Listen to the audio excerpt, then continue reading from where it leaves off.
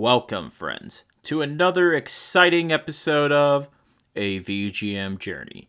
And I'm your host, The Messenger. The track that we're playing in today's show is Wildlands from Yoshi's Island DS, and it was composed by Yutaka, Minobe, and Masayoshi Ishi. We've got quite a handful of really cool tracks, and half these songs are really awesome listener requests, and let's actually get into our first one. We're going to start things off with a request from Heat Override. He wanted me to play something from Mega Man 2, and I think you guys know what I'm about to say, which is Dr. Wily's Stage 1, and that track was composed by Takashi Tateishi.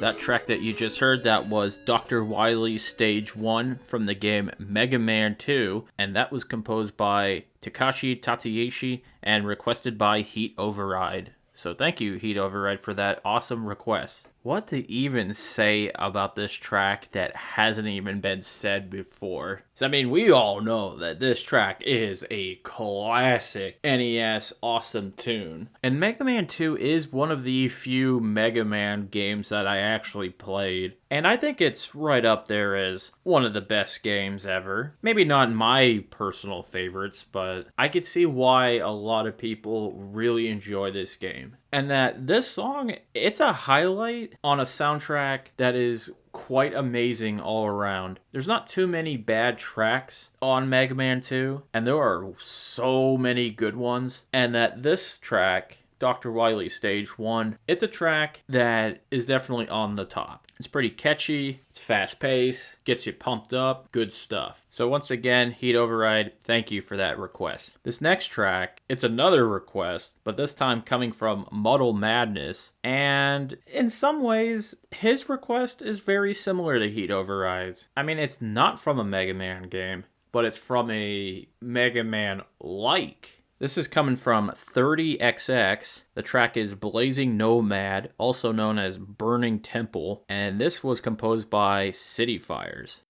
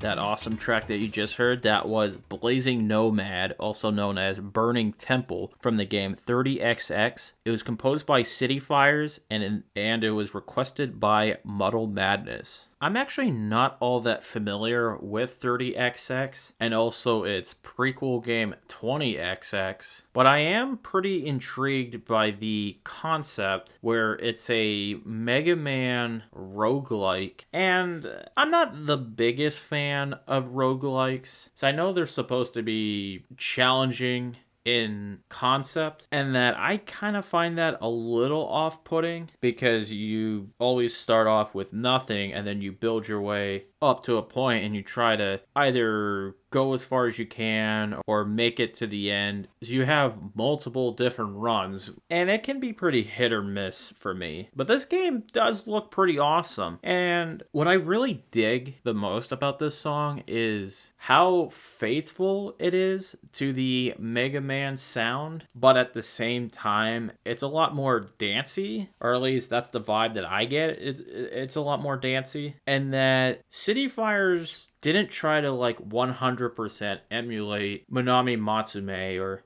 Takeshi Tateishi. And this is the kind of stuff that I really like about these retro throwback games, where they have a lot of respect for the past and for the influences, but they also have their own voice. And if they didn't go with that for this soundtrack, I would generally think it would sound pretty boring, because I don't want to copy and paste. I want something fresh, but with a game like this, I would also want something familiar too. So at least with this track alone, I definitely get that. So once again, Muddle Madness, thank you for that request. This next track, I think it's an odd one. And this is also a request from Hammock, the host of KVGM The Last Wave. He has requested Twilight of the Rulers from the game Wild Arms 5, and it was composed by Noriyasu Agematsu. Let's get that one a listen.